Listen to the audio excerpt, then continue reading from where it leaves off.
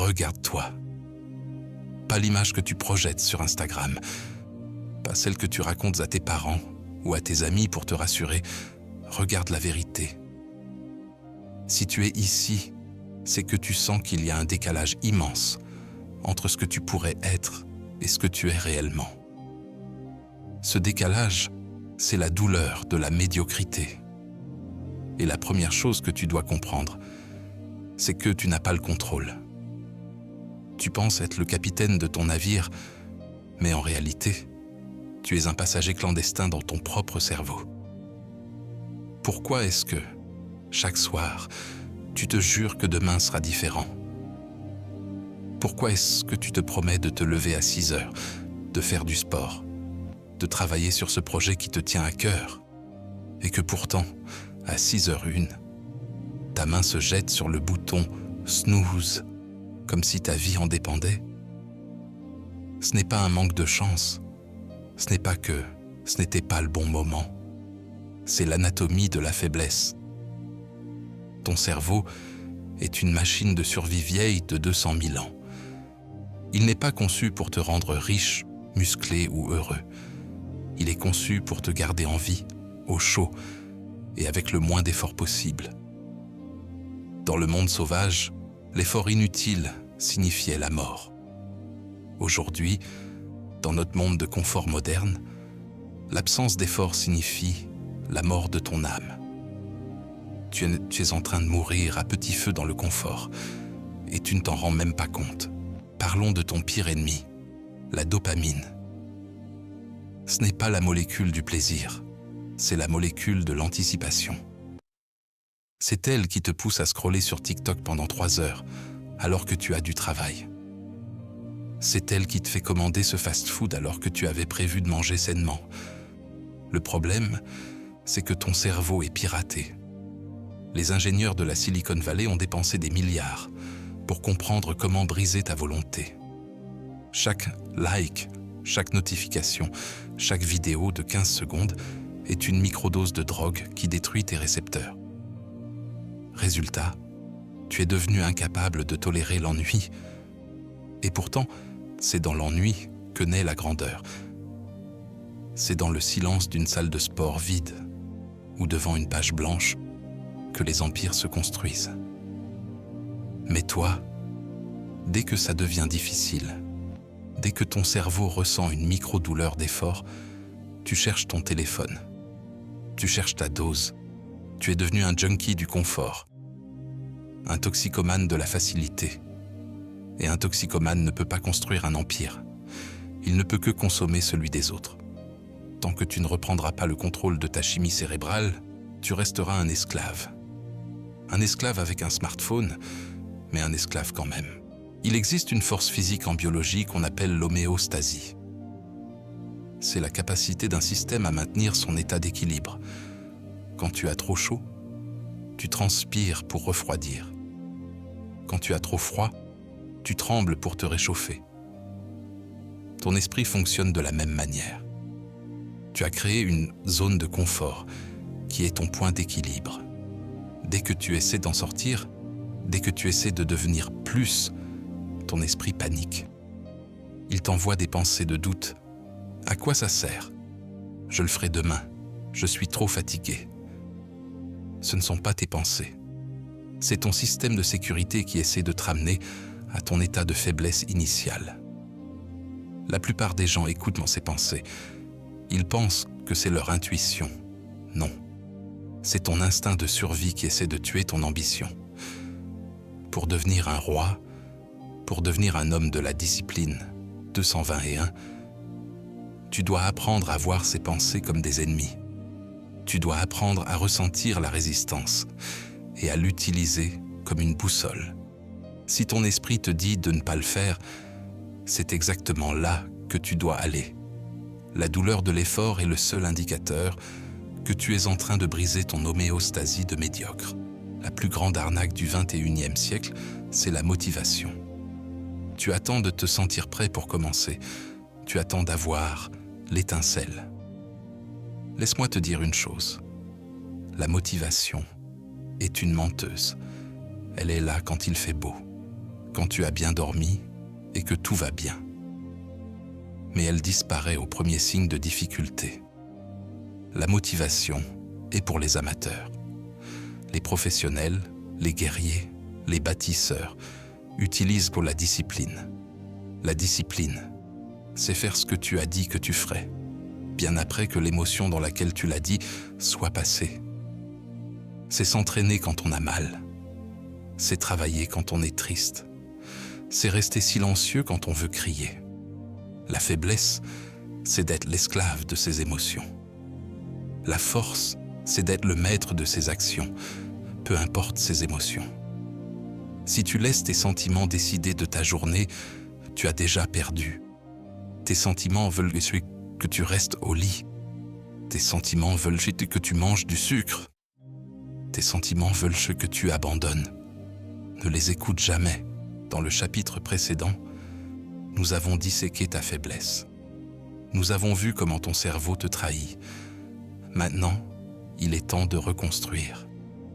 Mais avant de bâtir un empire, tu dois raser les ruines.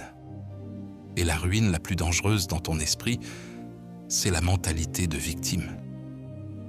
La victime est celle qui dit « c'est la faute de l'économie, c'est la faute de mes parents, c'est la faute de l'algorithme ». La victime cherche des coupables pour ne pas avoir à chercher des solutions. Elle se complaît dans son malheur parce que c'est confortable. Être une victime, c'est avoir une excuse toute prête pour son échec. Le guerrier moderne, lui, adopte la responsabilité radicale. Tout ce qui t'arrive est de ta faute, même ce que tu ne contrôles pas. Il pleut le jour de ton entraînement, c'est de ta faute si tu n'as pas prévu de vêtements de pluie.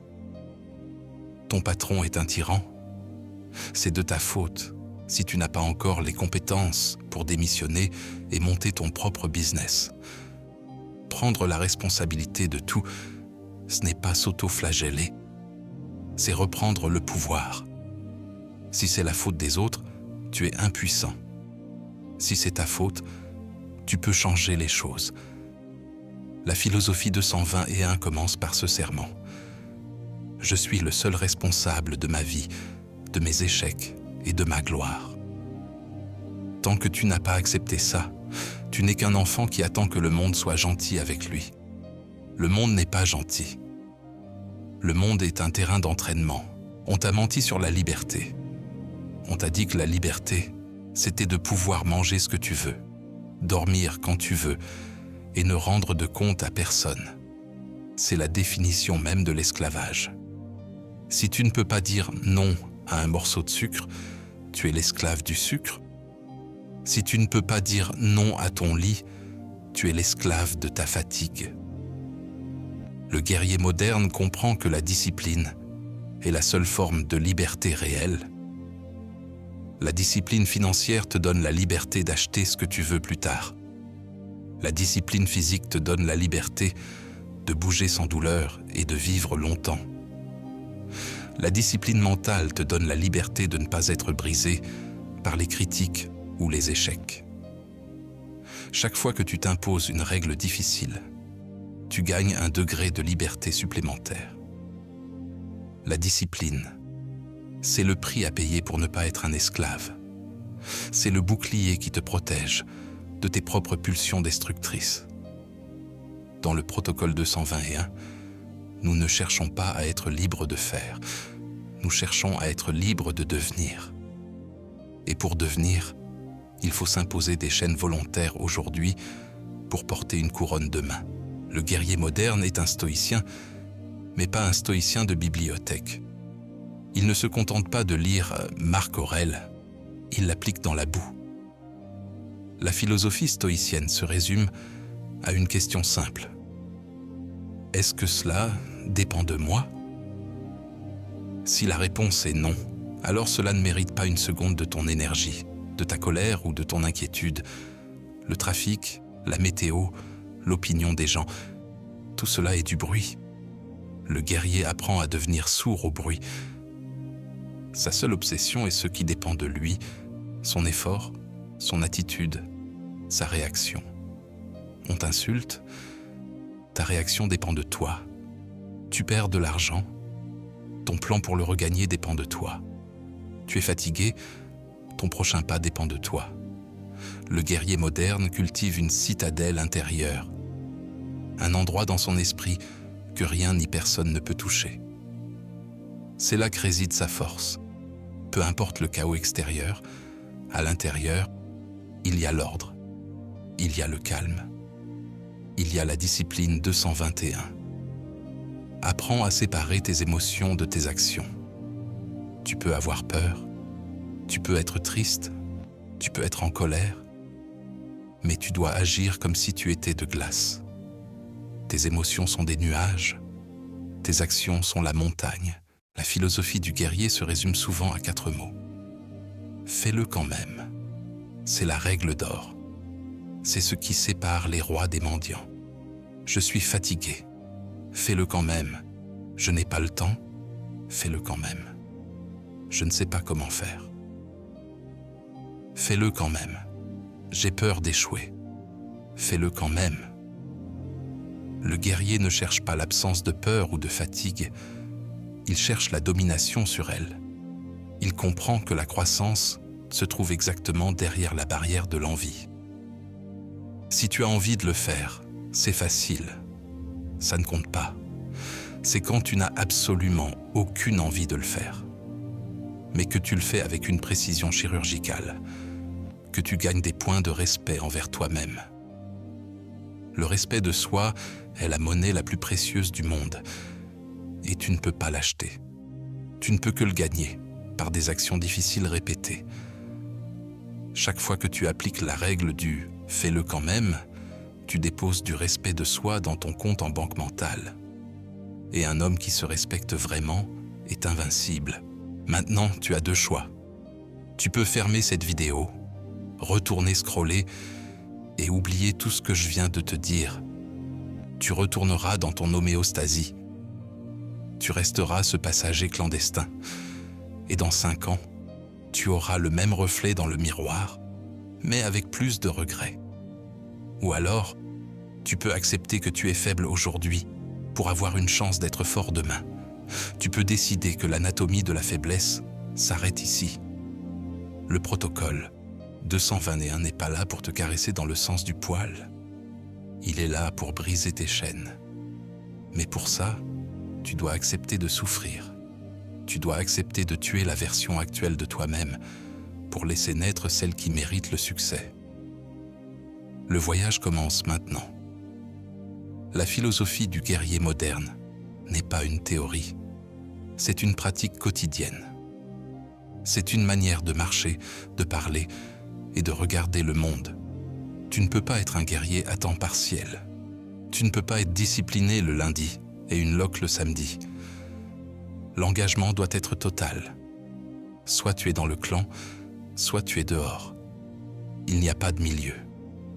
Le milieu, c'est là où les gens moyens meurent de regret. La philosophie du guerrier moderne n'est pas une théorie. C'est une pratique quotidienne. C'est une manière de marcher, de parler et de regarder le monde. Tu ne peux pas être un guerrier à temps partiel. Tu ne peux pas être discipliné le lundi et une loque le samedi. L'engagement doit être total. Soit tu es dans le clan, soit tu es dehors. Il n'y a pas de milieu. Le milieu, c'est là où les gens moyens meurent de regret. Dans le prochain vidéo, nous allons passer à l'action concrète. Nous allons parler du protocole du réveil. Comment dominer ta matinée pour dominer ta vie. Mais avant ça, je veux que tu réfléchisses à une chose. Quelle est la dernière fois où tu as fait quelque chose uniquement parce que tu avais dit que tu le ferais, sans aucune envie? Si tu ne trouves pas la réponse, commence aujourd'hui. Trouve une tâche difficile et fais-la. Quand même. La discipline crée les rois. Et ton règne commence maintenant.